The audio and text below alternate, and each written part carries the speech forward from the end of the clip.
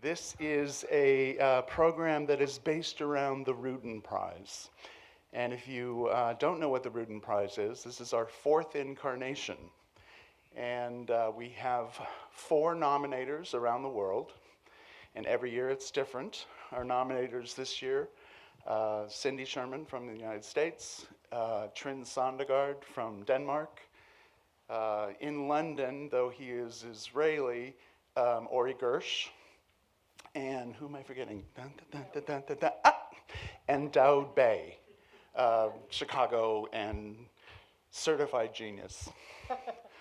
He won a MacArthur, and so he's pretty amazing. And my nominators gave me a really tough project this year. I have them nominate 2 people, and from the 2, I pick one of the 2 to put on the walls here at the Norton.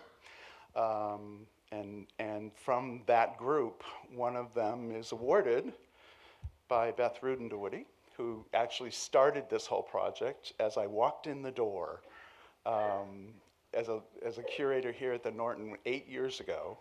I walked in and I remember Charlie came up to me and he said, "Beth and I have a really good idea. We want to do the Rudin Prize." And he said, "You've got 2 weeks to tell us what it's going to be." But we came up with a really good process. We've had amazing winners. And this is just the latest incarnation. We have 3 of the 4 artists here. We had 4 for a brief shining moment. Kristin had to run back to New York because Nike called. She had a shoot for them. She'll be back by tomorrow. And so that's our 4th nominee. And so tonight we'll speak with the artists. You'll look at the show. My photo committee and Beth, who is also a part of my photo committee, but she gets 2 votes because she is Beth, and I will vote on the winners. And we will announce them tomorrow at a luncheon. And so it's a very quick turnaround. They were very funny. They asked me, "Are we going to find out before lunch whether we won or not?" And it's like, well, why make the lunch easy? So no, we're not going to tell you before. And so it will be announced tomorrow who won the prize. And again, I say this has been a really difficult one because usually by this time in the process, I kind of know who's going to win. I have no idea. This is the hardest group I've ever dealt with. And so, so it's all up for grabs. We'll sit down, we'll chat, we can talk a little bit about their work, but I'm really much more excited about the fact that we have 3 artists here who work vastly different ways, and just to have them talk about their work. So let's sit down, let's talk, let's take a look at some work, and we'll call it a night. And what you should know about Lina is that she's incredibly bright, but she has this dual personality. Not that she's going to transform right in front of us, but she has this dual personality. She is both anthropologist and photographer and artist. So the nice thing about the work is very personal. The work is all about identity. In a way, and correct me if I'm wrong, but in a way, Lina is kind of straddling cultures and resolving issues that the collision of 2 cultures will bring. Lina was born in Kuwait City from Iraqi immigrant parents who then moved to Copenhagen. And so she is really much a secular Western woman. I am. A secular Muslim Western woman. I'm also that. Dealing with traditional issues from your upbringing. And how that collision of tradition and new life, I guess, or new way of living, play out in her own life. And she begins to look at her work from that perspective. Next to me, JESST DUGAN. I got it right. I've been calling her Jess Duggan all week, and she finally today is like, Tim, it's Dugan. So, Jess T. Dugan, again, from a very personal place, about notions of masculinity and femininity, about sexuality, about the fluidity of sexuality. And again, you know, classic portraiture, which I really kind of love, and portraiture that takes its beginnings from traditional painting. And so a very different way of working, and yet both of them work very personally and very much about identity. And David Spero, process of elimination. So David, the story that I love about this work is that it begins 10 years before he starts taking photographs, and that there's a germ of an idea that sits in his head for 10 years. And all of a sudden, it manifests in a way that he didn't quite understand. So the story goes, David, you were at a conference, right? Glastonbury Music Festival. The Glastonbury Music, but there was a sustainability. Yeah, a permaculture garden, where ideas of permaculture are being talked about in talks and conferences, and yeah, that was where I met some people building a community, planning to build a community. And that just kind of sat there. Yeah, yeah. And what was the genesis where all of a sudden that idea then broaches into the photographs? I was photographing churches about 8 or 9 years later, and photographing churches in the urban landscape. And, you know, they were highly, for me, they were churches in buildings that never planned to be churches, accidental churches, effectively, so recycled buildings. And I started drawing connections with the structures that this community that I met might be building. Mm-hmm. And I just felt a similar approach might be a sort of topography, would be an interesting way would be a way to approach recording what might be being built. I hadn't contacted them at that stage. And, you know, architecture's very sort of symbolic of ways of sort of ideas of utopian, you know, structures, and, you know, the state buildings and corporate buildings represent a lot, and these buildings sort of represented the sort of other end of the scale, and were very important to me. And well, as I discovered, and yeah, so that the churches was one thing, and then I started swimming in rivers and ponds, and there's this kind of connection with the natural environment, and then I was also sort of going on a sort of slight spiritual quest as well, a kind of change from a atheist to something more agnostic, and it all tied in together. Mm-hmm. So as he begins to photograph these communities that build up in the countryside of Britain, organically, the project becomes more than about architecture. It becomes about architecture and about a way of life and about community and about the people who are living there. So again, we're in this funny place where it's about identity and community. The last artist is Kristin-Lee Moolman, for whom I will fill in, although I don't wear jewelry nearly as well as she does. And she's South African. We're seeing a lot of work coming out of South Africa at this point. One of the differences, though, is that she's Afrikaans, and so we're seeing a very different perspective. And she and her friends, all from Johannesburg, are living at the moment in a country that they're not quite sure they recognize. And so her work is all about this building of her own community within kind of this new South Africa, but also about a certain fluidity that Jess also explores.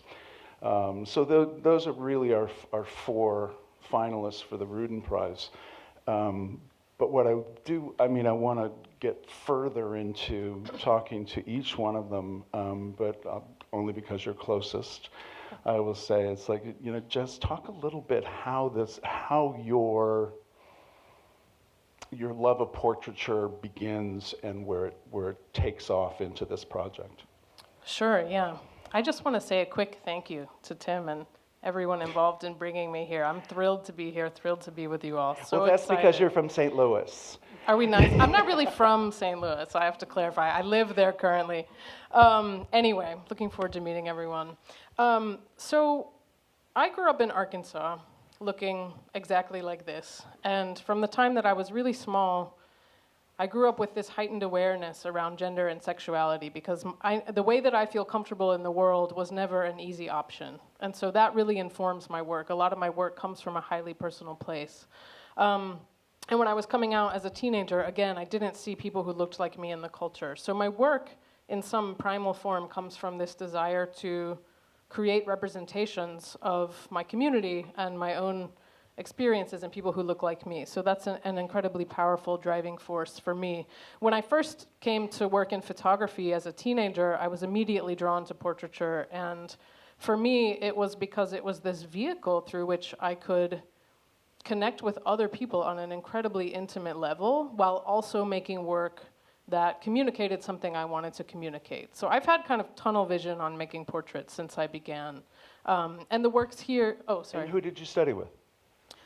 In undergrad, I went to the Massachusetts College of Art and Design, and I worked with a group of very classically trained, large format photographers, Abe Morell, Nick Nixon, Laura McPhee, Barbara Bosworth, and so that was really my foundation. I worked with a 4x5 view camera for about 10 years, and that informed the way that I photograph, which is very slow, very collaborative, using natural light, working with the subjects. And then in graduate school, I worked very closely with Dawood Bey, who became a very significant mentor to me, and remains a mentor to me. So from him, I talked about we worked on the formal issues of the photographs, but we also talked a lot about what it means to work within a community that's marginalized and what kind of responsibility comes with that. But how do you also preserve your own artistic voice? And so that's something that I really kind of doubled down on during that period of time.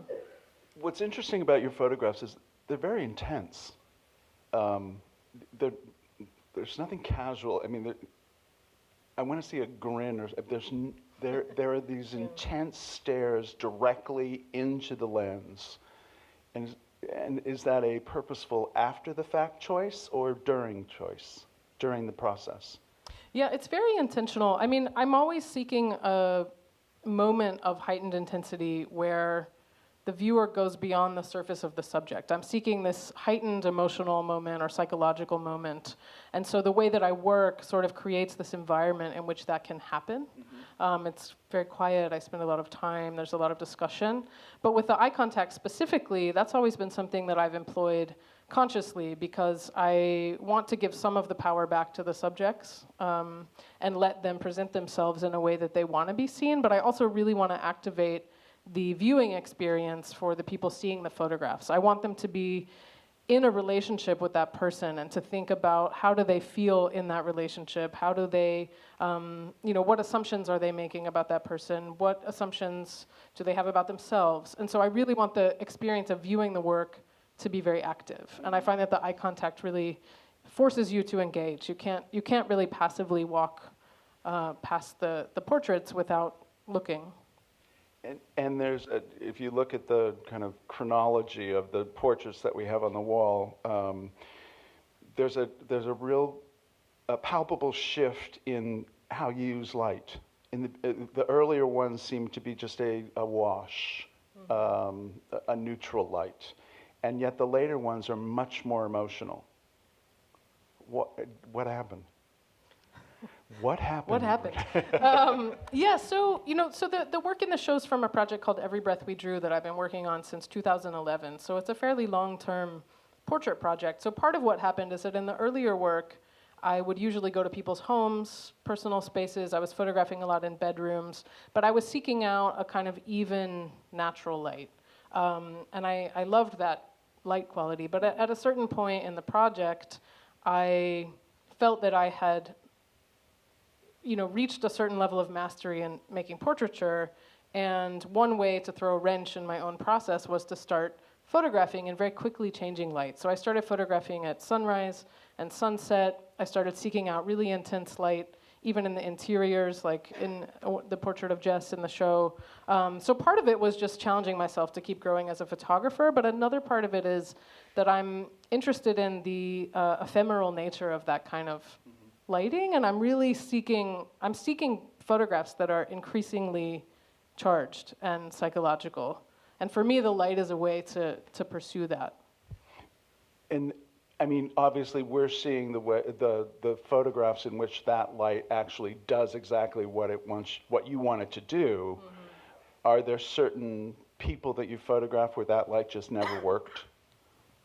I mean, I guess what I'm saying is it all about the light, and the light transforms whoever you're taking a picture of, or is there an emotional intensity that never quite got there with certain artists? Yeah, that's an interesting question. I think for this work, the people that I'm seeking to photograph are people who I have some kind of energetic connection with. There's something about them that draws me to them. Sometimes I'm conscious of it. Like, I'm very interested in gentle masculinity. I'm interested in androgyny. So the people that I want to photograph tend to fall within a certain range of presentation. But beyond that, there has to be something else. Right.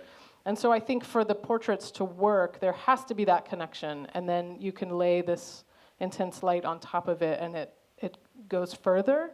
But the most important thing is the connection between me and the subject. That's a great explanation of a really personal project that takes on a kind of a universal attitude. Lina, however, your work is intensely personal. It's so much about you, and yet after you're finished, it has a universal appeal. I wonder if you'll talk a little bit about the meetings, which is, it's a good introduction to the way you work. So the unlawful meetings are these wonderful pictures of clandestine meetings. So why did you start it? Why I started? I also want to say thank you, although I'm from Copenhagen, for everyone who has been involved in this, and for you, Tim, and for the nice presentation. Unlawful meetings, like the name is the title is telling. It's about the meeting. It's like the phenomena. I was very drawn to the phenomena because I kind of revisited my own childhood, adulthood. I was growing up in a Muslim society, although it was in Copenhagen partly. But I wasn't allowed to practice my feelings and anything that could be leading to something sexually. So please bear with my English. It's my third language, so. So I was kind of revisiting the feelings I had to kind of study again, because I was one of these people. I'm photographing, and it kind of hit me actually, like in a sudden, because I was studying in the photo school Fata Morgana in Copenhagen. And we had a teacher called Nikolai Hovat. He's actually married to Trine Søndergaard, who's nominated me. And he gave us a kind of a lesson where he said, you're gonna make a project about one thing, and I'm gonna write it down. And he just wrote the word car, and I was like, car? What are we going to do with a car? So it actually started with the word car, because I noticed that many of the people from the phenomena of unlawful meetings is, I'm not distracted. Good. Yeah, so they were meeting in cars. Like the way they established the meeting was by meeting by cars and then meeting in car lots. And from there, they could switch to another car or sometimes be in several cars. But the car lots were always nearby the water because they needed the romantic element of the meetings. So I kind of revisited all of the car lots in Copenhagen and the south of Sweden, which is very close to Copenhagen. And yeah, revisited the same kind of connection. Well, you don't know this, but so I had dinner with Turner and her husband, and we talked about your work. Yeah. And he said, I gave her this project about cars, and I thought she was going to like lose it, because all of a sudden it became so embedded in who she was, and it was like, and she kept saying to me, "This is all about me wanting to have a boyfriend when I was growing up." And so it really was. It became this kind of psychological project. And what he said was, is when he finally got the end product, it was just like flabbergasting. And the fact that it was like, okay, there are these clandestine meetings that are not supposed to happen. And the meetings themselves are denied by the kind of leaders of Muslim society. And yet all of the kids are trying to maintain these meeting places. And so you become like the private investigator. Exactly. Yes. I was very drawn to that, actually, because there was a group in Copenhagen that actually started the group. The group's title was Muslim Academics, and they tried to lift up their religion to some kind of academic way of understanding. The approach was very academic, and they actually started the first mosque of females with a female leader. And I was pretty active at the moment with the idea and with the project, although I'm not a practical Muslim. But the idea of kind of legitimating these meetings, I really liked a lot. So I was fighting for the rights of the young people and telling the mosques about the problem with that and what they are dealing with, because a lot of the people who were enjoying these meetings had also really bad situations where some of them was raped and some of them were kind of, they had no idea where the guy or anyone was driving them. And had they been discovered, yes, there were implications. And also that because they mostly travel to another side of the city and sometimes for another cities. And yeah, the response from the mosque was like, no, they are not Muslims. No one is doing that. And I was, yeah, it is, actually, it is. And yeah, and then the guy I was talking to, he was asking me to come with evidence. Because according to the Quran and the Muslim law, it's like you have to have 6 people who have been seeing the crime, as he said. And I was like, 6 people? And he said, yeah, but in Muslim law, now you can use the camera as an evidence, as 6 evidence. And I was, yay, that's a good idea. But so when I showed the picture and he was like looking at them, oh, I can't use them because I can't see the faces. And Which of course was the intent. Yes, it was very much the intent. I was talking about the phenomena and not about the people. Right. And it's a fact that the phenomena is existing, but no one is really. So which is really, I mean, all of your work is really about this, kind of an investigation of a phenomenon that has implications both within the Muslim world, in the Western world, and then for you personally in a kind of a balancing of the 2 worlds you straddle. Yeah. That's really what gives the power to your photographs, it seems to me. Thank you. And so that's, you know, what drew me to these photographs. So again, we're back in this community, personal identity place. So now it brings me back to David, because you started this thing as an architectural project, and all of a sudden it became, I mean, I have to tell you, it's like, I would love to take credit for that installation, but I can't. It really is David's conception of how his photographs work best. Granted, I made him cut half of them, and also I made him go a little more horizontal than vertical, which was it ended up working for both of us, I think. But what it seems to me is those photographs become this interesting family album. And can you talk about that movement from, okay, I'm going to do this architectural typology project, and now I've got this family album that's happening?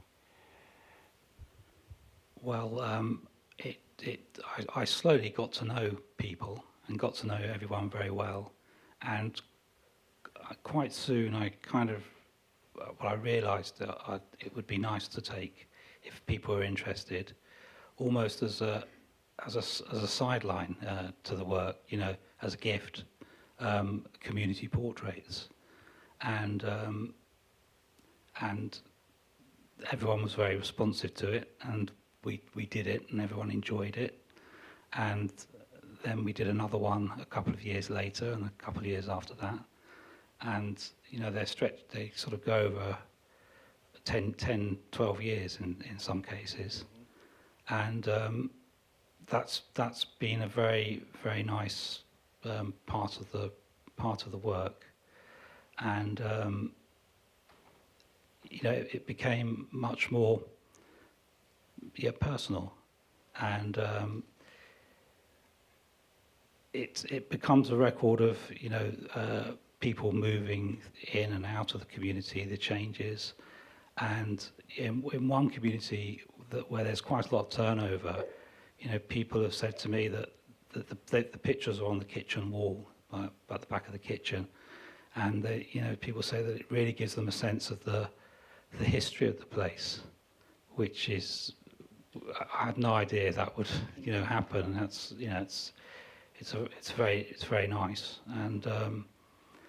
and there's, you know, the actual process of taking them is quite an occasion. It's an event, you know, the day it happens, and everyone's ready, and everyone gathers and hangs out, and then we get together, we take the picture, and interesting things happen, like certain people gravitate to the same place, and there's this psychology going on, and you can see people shifting around, and it's, yeah, people have their place, and yeah, and that at the same time that happened, I was photographing interiors inside people's private places, and I was very careful to I trod very carefully with people, you know, because I'm, yeah, I need everyone's total agreement and, yeah, consensus. Well, that's, I mean, I will, you know, again, I'm telling tales out of school, but I will tell you that when I first started looking at the work, it was the portraits that were like through me, and I was just like, you know, if only we didn't have to deal with these portraits. And I held that idea until I started to look at the interiors, because the interiors told such a personality tale that without the portraits, the interiors weren't nearly as strong. And so you basically, the project won me over, because I thought that you know, a typology is a typology, and just like thank you, Mr. and Mrs. Bescher, that's a lovely thing. But to then imbue this typology with this personality, and you get to know, I mean, it's like I knew what Michael's interior was going to look like, because I had seen so many pictures of the exterior and then of him, and it's like I knew what that would look like. And it was everything I expected. And so it became a piece rather than these three parts that just happened to coexist. I thought it was really, really amazing when that happened. I mean, because I didn't expect it. And then when you look at the photographs on the wall, it really does come through, it seems to me. So, Yeah, bravo. it's the sum of its parts, you know. There you It's go. a classic saying, yeah. Yeah. Well, I'd love to open it up for questions if anybody has a few things that they just need to know. Anybody? I can't believe Marina Martinez-Cañas doesn't have any questions. Go. I'm interested in the process that you made making the photographs of the terrorists, The suicide bombers. suicide bombers, and if you could explain how exactly those were made. I'd love to. It's going to take a while, so I'm going to do it very briefly. But the suicide bombers, it actually started because I lost my cousin to cancer. And according to our traditions in that family, the family leader, the oldest one actually, who was her father, pointed out that he wanted someone to wash her body. And it has to be someone who's very close to her. I was very close to her. I loved her. And I was pointed out as the one who's going to wash her body. I was terrified. I was really terrified. And I had never tried anything like that before. So I was told that there will be 2 other ladies who will help me through that and to wash her body. And when we entered the room, I kind of flipped out. It was really scary, and I had no idea how to do. And they kind of told me what to do and where to wash and the temperature of the water. And then they kind of started talking to me, and they said something I really liked. The thing was that they pointed out that only one type of bodies never be washed, and it was the body of the martyr. And I was like, oh. So after that, I started an investigation about the idea of the martyr, because the idea itself is in a conflict according to the Quran, who is kind of the book I bring, the book that is, how you say, yeah, kind of record, and it's the laws is from there, the Muslim laws is apparently from there. So, and the idea of a martyr was in a conflict because in a way, and the way today the martyr is kind of lifted up, is that the suicide bombers is sometimes a martyrs, and sometimes they are not. And there's no right or wrong with that, but the fact is that the nearest by mosque and the leader of the mosque have the decision and the right to decide if this body have to be washed or not. And when they take that decision, they kind of send a symbol for the family of if this is a martyr or this is a suicide bomber. And that have a huge impact on the family and actually the city where the person is living. So the blood kind of became a symbol of something very strong. And in the same way, like life is the blood, is the kind of drive. So I have a sister, and my sister is a nurse. I asked her to help me with, how you say it, to drawing blood. Because I needed to make a filter with the photograph I had about this. I didn't take the photograph myself of the suicide bombers. I kind of collected them by the internet. And very close to the source I was working with. So I needed to make a filter because I realized people can't look at them, even though we see these pictures every day with daily news, newspaper everywhere, Syria, refugees, all of the things we see in the world.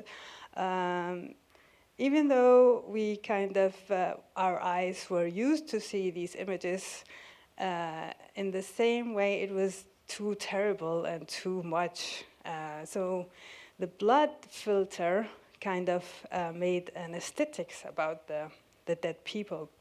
And suddenly everyone was kind of forced to look into the photograph in another way, like really invest on the photograph and maybe use a minute or a minute and a half just to find the person behind the blood. Yeah, was that? That was a great answer. Thank you. Technically, what was done, what was the process? What photographic process did you use? Because it looks like there's something different about the way they're printed. Yes. Yes, well, practical. So the question was about the technical aspects of how the things are printed. I'm gonna let you know some of it because the other kind of, it's my magic.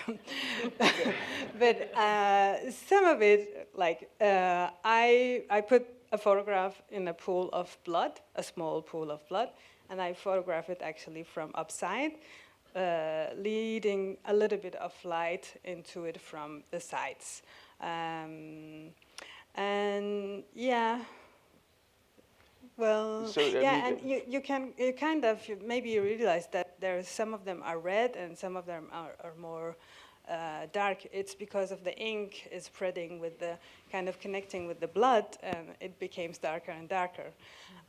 Yeah. So, I mean, the easy answer to that is that it's a photograph of a photograph that has been kind of immersed in a bloodbath, so to speak. We had talked about it earlier, and the idea of the blood in this is you know, it starts at the very beginning of the project, but also there is this kind of comment on both the innocence of blood and the complicity of blood. Yeah. And so that becomes this kind of interesting duality of what the objects, which are the photographs on the wall, have inside them.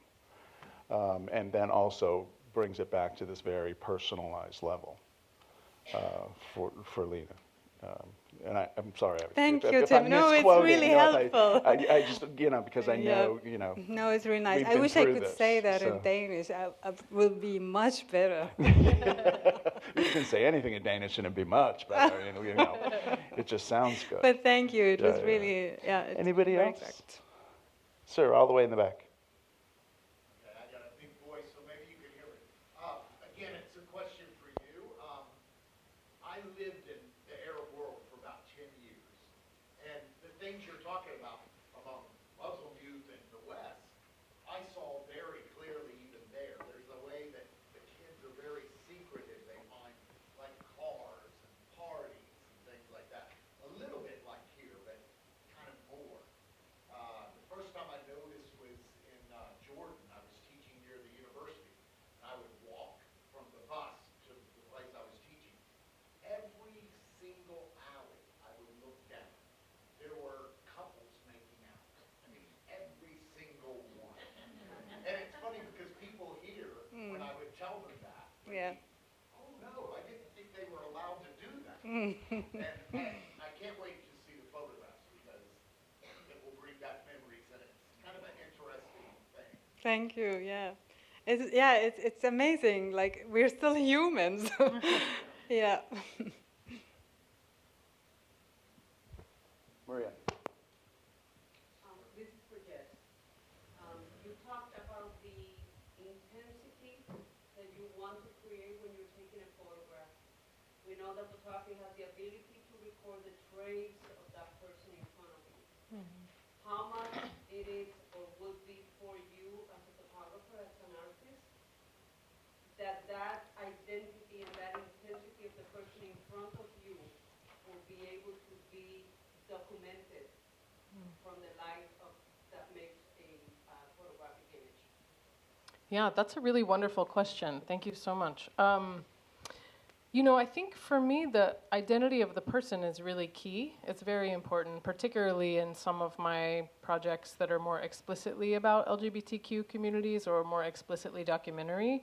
But with Every Breath We Drew, with the pictures here, the portrait actually comes to be in this in-between space between me and my identity and what it is that draws me to that person and what it is that I'm interested in, and their identity and what they're projecting at me in that moment and how they're feeling in front of my camera. So I think it's this actually really interesting energetic combination of the two of us. And I think a lot of it, again, is about creating this kind of space where I come to the table very clear with my intention and interest and very honest about what I'm trying to do, and they're able to be really present with me in that space. And we make something together that I think could only happen in that meeting. I mean, people often say that, you know, the different photographers can photograph the same person and they look completely different, and I agree with that wholeheartedly. And so I think my work really hinges upon what I bring to it while also really honoring the specifics of that person and who they are and their identity. I'm very interested in capturing that truthfully, but it is very affected by who I am. We had this wonderful conversation earlier about fluidity in her work, and kind of just chiming in on the answer. There is this fluidity that happens that almost mirrors the fluidity of the community in which you dwell. I mean, there's this fluidity of gender. There's this fluidity of sexuality. There's, you know, it's not non-binary, but it's malleable.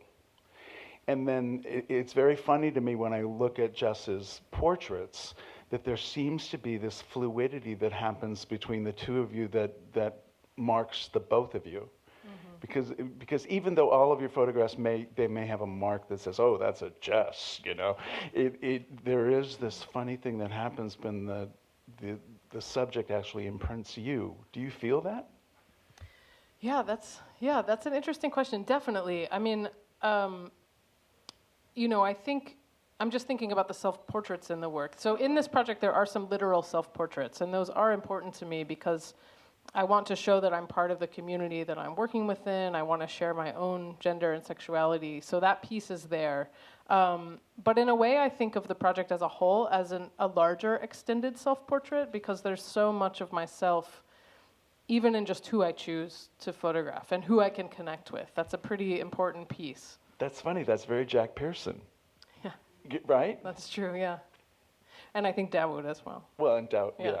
You're right. Yeah. Now that you say it. Yeah. But that piece is really critical, and so I think, you know, just the selection of subjects really informs the work. Great. Yes, last question. Yes. Hi, this is for someone on the right. I just couldn't, it was difficult to hear some parts, so I'm sorry, I can't hear you. Okay, I'll translate. Okay. You want me to?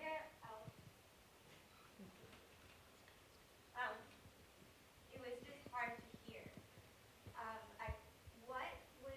How does Nikolai Zuboff fit into this story? I was just wondering. Oh, I can. Got it. He was actually. Got it. He was her teacher. He was a visiting instructor who gave her an assignment to do a project about one thing, and that one thing was about cars. And that's how those first photographs began to generate. Cool. He was my teacher too. Oh, really? Fantastic. I danced with him at New York City Ballet, so I couldn't hear if this was like something to do with the Royal Danish Ballet, like if it was somebody's commission, and thank you. Well, You're welcome. thank you. Okay, one more question. I just want to follow up with Jess on, so how do you find your subjects? Do you just kind of grab people from the street? Do you just kind of like... So the follow-up question is... I steal them off the street. Yeah, Yes. really. Good ads. Yeah. The follow-up question is, how does she find her subjects? Yeah, that's a great question. I will say I have a couple of different bodies of work, and I did one that was focusing on people who were transgender and over 50. And so for that work, I did put out a call because it was demographic based and I was trying to get people throughout the United States. So sometimes I work that way. But for Every Breath We Drew, it's much more personal. Some of the people are good friends of mine. They're people I've known for a long time. But other times I'll meet someone if I'm traveling for a talk or something, and I just connect with them. And I am drawn to photograph them. I want to photograph them. And by setting up a time to make work with them, I'm also creating this space where I can get to know them and facilitate that relationship. So in the project, it's a range. It's some people that I've met only briefly, but I felt connected to, and other people that I've known for many, many years. And quite a few of the people in the work are people that I photograph repeatedly over time as well, so there's that element. But they're all people that I've met somehow in my life and felt connected to. Well, I have to sever our connection for the moment. Good segue, huh? I want to thank you all for being here. I particularly want to thank Lina and David and Jess. They've been really lovely to work with. And as I say, I have no idea what's going to happen tomorrow, but thank you so much for being here. Thank you for sharing your work. Thank you for joining us. And please, if you haven't seen the show, please go see the show. It's in the King Gallery, and we shall see you there. Thank you so much.